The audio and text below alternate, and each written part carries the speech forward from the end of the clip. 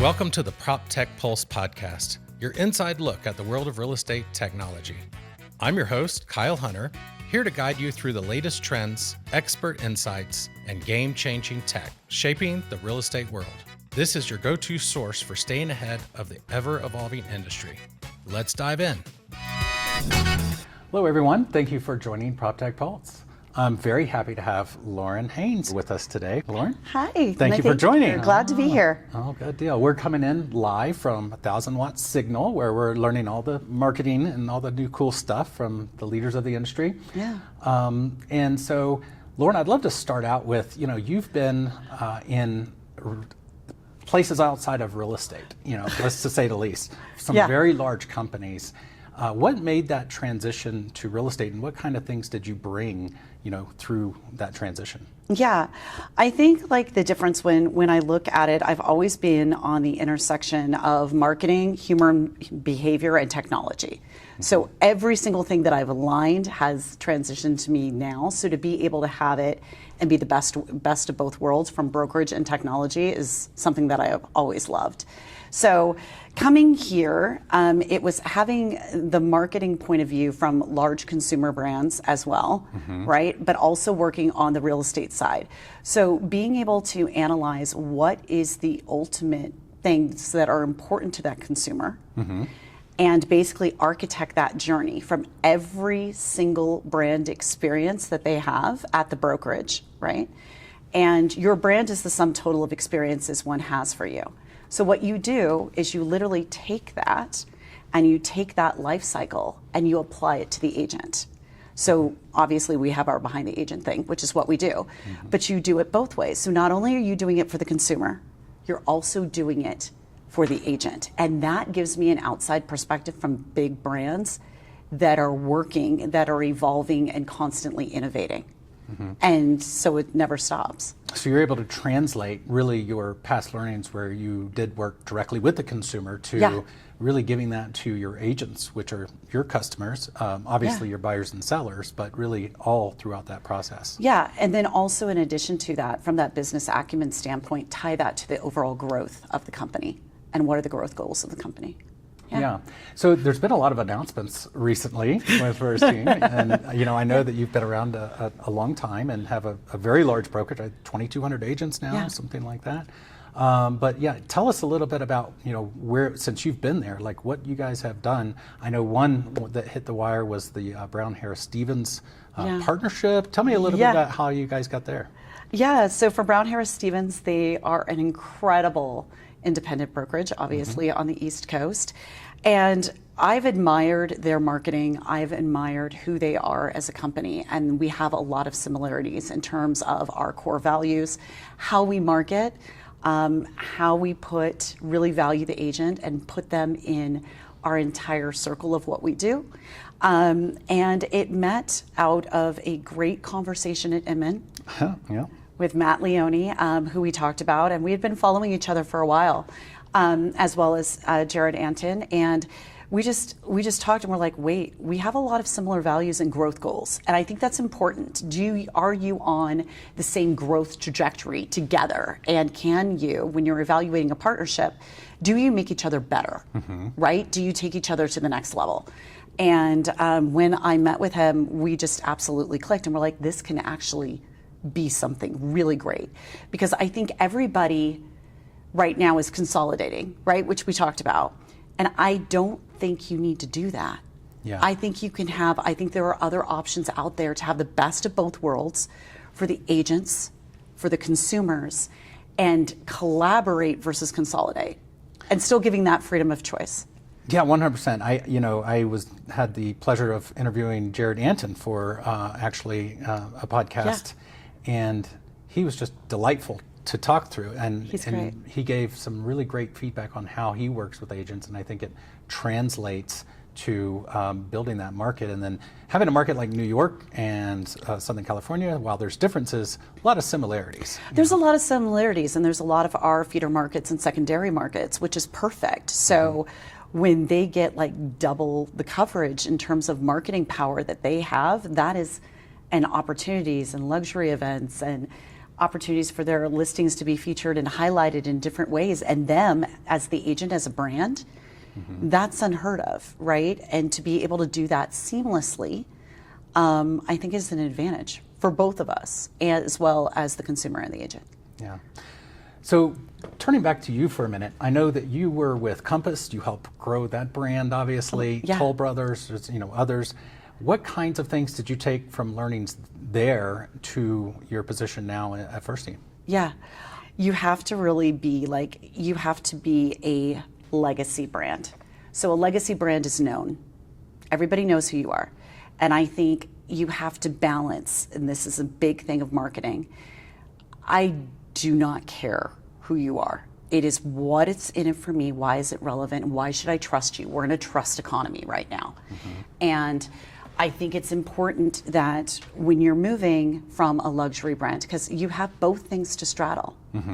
You have the brokerage brand and you have the agent brand. And some people say you have to do one or the other. You actually have to do both. Yeah. But what happened is it's taking it from the brokerage brand, from a legacy brand that is absolutely known, good brand, but taking it to where it is trusted and it's understood. And you have people advocate for you, right? And they admire that. And then also at the same time, being behind the agent, so the agent is the ambassador of who you are. Because a lot of times brokerages are like, look at me, look at me. They're not buying because I'm First Team.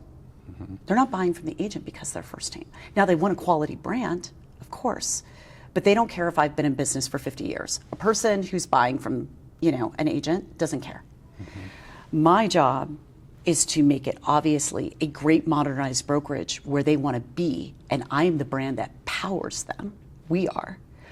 But also at the same time, I turn those agents into advisors, because advisors are the ones that are going to win. So anything that I can do to do that, I'm going to do it. Yeah. That really resonates with our industry and Lone Wolf. Lone Wolf is a legacy brand. We've been around, 35 years, and so there is a bit of stability there, but you got to continue to remake and stay in front. You've got to remake, and you can't be everything to everybody. And that's one thing that everybody asks me on podcasts. They're like, I believe in attracting the few and repelling the many. And that's the way I am. And because I want agents that, I often say this, I don't want brand renters who just hang their license and don't be there. I want ones that are innovative. I want ones that are passionate. I want ones that believe in teamwork. And I want ones that grow. We build career paths. So that's who I want. I want that hunger. I want those good people, full of integrity, that match our values. Enjoying the PropTech Pulse podcast? Don't miss a beat. Hit the subscribe button and stay in the loop with all of our latest episodes. And hey, if you're loving the content, leave us a review.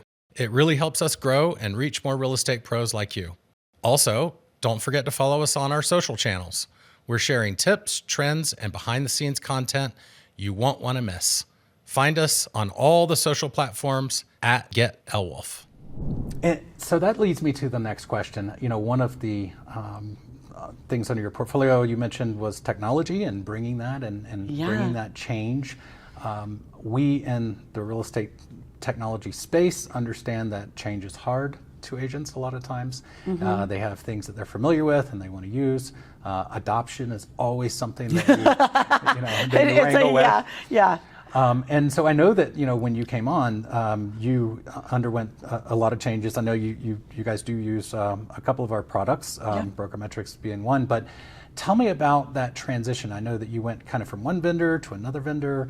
How are you able to bring the agents together and keep them from revolting when it's like, hey, you could do this now, or you bring this change that maybe it's not what everyone wants to happen? I think you need to look at your agent population, and you need to analyze, and first of all, they need to be involved. But it's also, you are the experts at the same time. You need to analyze and cater to the 80%, not the 20% who aren't producing, because sometimes those are the loudest in the room. You need to make sure when you're doing that, you need to analyze it from the agent life cycle. because my whole goal is to have them close more deals in less time and have them be seen as that strategic advisor to their clients, right? And our team was incredible, like our head of IT, Jim Logis, Michelle, everybody. But it's also getting them in. You have to have agents as ambassadors. Yeah. And so you need to let them try stuff MVP. Let me know where it's broken. I mean, obviously you and I have the tech background, so they may not have that. There's some that do, but not always. But get those small focus groups in and get those ambassadors and champion them. Give them incentives. You know what I'm saying? Give them a marketing credit, right? Or whatever, because the agents want to be like other agents that are thriving. They're like, I want to be like them. So you give them the power to do that. The other thing is you can't select products that are just Band-Aid features. There are too many products out there right now where everybody's launching a new feature. Nobody has asked the agents, is this a feature or the brokerage that you really want before we build the feature? Yeah. And I think what's going to happen is there's going to be less tech, more in terms of things that offer the entire experience, but it's going to be better. Yeah. And I also think you're going to see more partnerships of best of breed, where different prop techs are going to come together and be like, hey, I'm better with you, and we're going to bundle. Yeah, it's almost like you read what Lone Wolf is, our direction is. Yes, I did, by the way, but yeah. Because it is, yeah. It is, one ecosystem, yeah. And I think that's what they want, because I think that is the future. Yeah. And it needs to be, since everything is moving so fast. Well, and being able to your point, when you're bringing change to agents, it needs to be seamless. You do have to have a little bit of push and pull with them, but yes, you are the brokerage and you have a direction and you've made a strategic decision to change the technology. You feel it's going to be the best for them. But from Lone Wolf's perspective, we feel that we should be open. To your point, I think you mentioned making a change from a provider that maybe was closed-minded or closed off and didn't want to connect, and made a choice that you felt you wanted to go after the products that were best fit in their class. And so, we agree. We would love all of our customers to use all of the Lone Wolf products, but we understand that there's different needs based on different circumstances. And so having the open API ecosystem is, kind of important to be relevant. And then the other point you brought up is instead of more technology, having just better technology. And that's something that we've, harped on, which is going to be tricky with AI. I mean, we have folks on stage that are vibe coding I know, right now. So they're going to have 6 new products by the end of this 3-day show. But, I think also brokerages are getting, and they are, more tech savvy and they're smarter. So when we're looking for partners, I look for them. I don't look for vendors. I look for strategic partners. I look for ones that are going to help me grow revenue. I look for ones that are going to hit my business goals. I look for ones where I get to be an advisor. I get to build new features with them based off the use cases that I'm seeing. That's what I look for. I want ones who want to have skin in the game as much as I do, and then they're those true partnerships. And I think it needs to move more to that. I think some of them are there, but not everywhere from a provider standpoint currently. And that's something that is extremely important to me. And I love that. We restarted our customer advisory board a couple years ago, and we're now actually in the 2nd year of that, but bringing in our customer advisors to really be part of the building process and giving direct feedback and being critical, saying, you know what, this does not work. I don't know why you guys are thinking this way. Because we know that having users in early on and not saying, here's what we built, do you like it or not, is important. To have that feedback to say, does this resonate? Because you can take the best product folks that are tied in and listen, but at the end of the day, it has to be relevant and used. And ironically, we had a user advisory board, and there was a couple directions we thought that would be really cool. And it was like, not really. this would be cooler. And so that's the exact type of feedback that, I think is helpful. And companies that are doing that, I feel, to your point, have a better hand in what's actually needed in our industry. Well, yeah, and sometimes you need to optimize that. Sometimes it was a great feature and it no longer is, and you need to build something else. I mean, there's been several times I know that I've been in this field and I'm like, this was a great idea. And then obviously we have different things. We have news, we have consolidation. We're like, oh, we need to build something else now. I want to wrap on this question to give you a little time on it. I know that, or I understand that you've recently did an expansion beyond, and you have a great leadership team. We do. Tell me a little bit about how, what went into that decision process and really where you guys are going with that, and how that came to fruition. Yeah, so our leadership team is amazing. We obviously have Anna Bennett, who is our VP of recruitment, and obviously she's fantastic. Business development, we have Michelle, who's our CEO. We have Hila Pooley, who is obviously our general counsel. We also have Leah Hull, who is our broker of record, and then we have me, who is VP of Marketing and Strategic Initiatives. And when we did the female leadership team, it came about where Michelle was just looking for the best, and we all happened to be women. Like that, I mean, but what I admire her very much about is she gives us permission. We know what we need to do, and we're allowed to run to hit that goal. There is no anything in terms of, we know we are all bold. We all know what we want and what lanes we need to operate to get that goal done. From an expansion standpoint, Anna is the best in the business at what she does. And she was able to identify these other markets, and we found a lot of interest where we're like, hey, we can really flourish in this market and give an operating model that they don't have. And our big thing is to build unique career paths for our agents. Right? That's what we do. So we don't sit here and put you in a box and say, you're at this GCI, here's your career path. And we will help you turn that from becoming a team leader to doing a community office to then having a sellable asset at the end of the day. So we work with you to do that, which is unheard of. And it just took off from there because people are like, hey, I want the individualized, not only career paths, I want to own my own business. I want to have my own brand.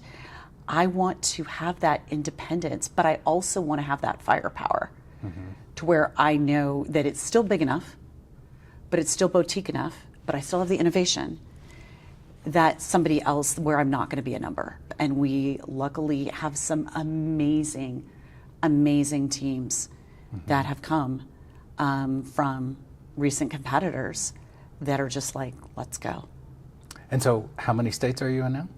So we are now in California, Washington, Arizona, and Idaho. And more plans for definitely some more before the end of the year. I can't say all of them. I can't say all of them. So I did actually have one more question, or actually more of an acknowledgement. So congratulations, you are on the Inman Advisory Board. Thank you so much. I'm excited. I don't know what you guys are doing, but I know that it's just an absolute all-star group. So Matt Fisher from Lone Wolf, new CEO, is also on it. That's how I know. I love it. I love it. But I think it's going to bring a lot of new energy to Inman, and I think it's going to bring, just a broad understanding of the market. So again, congratulations. Thank you. Hopefully it'll be announced before we release it. I hope I hope it is too. It'll be fun. It'll be great. Very good. Well, Lauren, thank you so much for the time today. Thank you. It was such a pleasure. Loved our conversation. Thank you. Thanks for tuning in to the PropTech Pulse podcast. Looking to take your real estate game to the next level? Check out our cutting-edge tools. Visit lwolf.com to learn more and see how we can help you succeed. I'm your host, Kyle Hunter, and I'll catch you next time as we continue exploring the future of real estate together. Don't forget to subscribe, leave a review, and stay connected. Until then, keep innovating and thriving in the world of real estate.